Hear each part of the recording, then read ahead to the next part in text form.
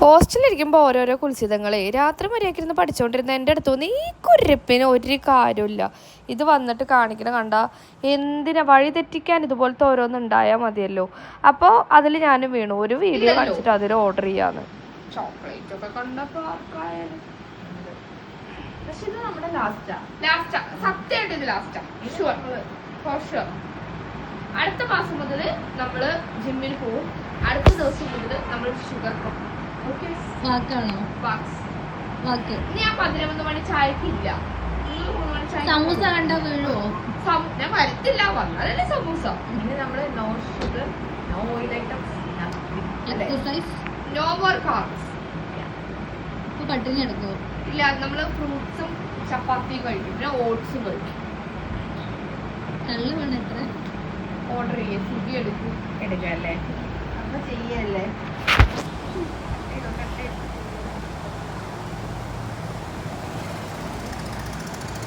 ഇത്രയൊക്കെ പറഞ്ഞിട്ട് പൊന്നളിയ കൺവിൻസ് ചെയ്ത് നമ്മൾ എന്തായാലും സ്വിഗ്ഗിയിൽ ഓർഡർ ചെയ്തു.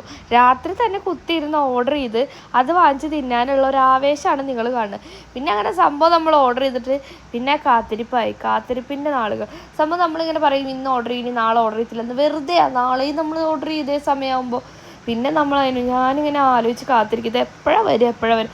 അവസാനം ആ സാധനം വന്നോ, അത് കിട്ടിക്കഴിയുമ്പോഴുള്ള കണ്ട ഡാൻസ് കണ്ടോ നിങ്ങൾ? ഹായ് ഹേമ. അത് കഴിഞ്ഞിട്ട് പിന്നെ ഇത് കഴിക്കുക.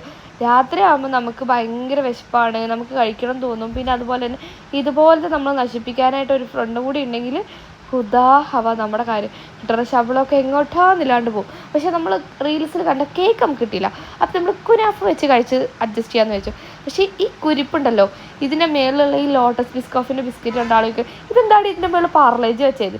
ഈ വിവരമില്ലാത്തതിനൊക്കെ ഇത് വാങ്ങിക്കൊടുത്ത് എന്നെ പറഞ്ഞാൽ മതിയല്ലോ എന്ന് പറഞ്ഞിട്ടാണ് ഞാൻ ഇത് ടേസ്റ്റ് ചെയ്താൽ നോക്കാൻ പോകുന്നത്. എന്താ ചെയ്യുക, ഇതുപോലത്തെ ആൾക്കാർ കൂടിയാണ് നമ്മൾ ജീവിക്കുന്നത്. So simple. അതൊക്കെ കഴിഞ്ഞിട്ട് നമ്മൾ എന്തായാലും കുനാഫൊക്കെ ടേസ്റ്റൊക്കെ ചെയ്ത് നോക്കി. നമുക്കിങ്ങനെ സൂപ്പർ അങ്ങനെ എക്സ്പ്രഷനൊന്നും ഉണ്ടാറിയാത്തത് കൊണ്ട് തിന്ന് കഴിഞ്ഞപ്പോൾ എനിക്ക് സന്തോഷമായി. പിന്നെ നമുക്കൊരു ക്രേവിങ്സ് എടുക്കുമല്ലോ, നൈറ്റ് ഇതിപ്പോൾ കഴിക്കണം അങ്ങനെ കഴിക്കുമ്പോൾ അതൊരു വേറെ ടേസ്റ്റാണല്ലോ ഗൈസ്.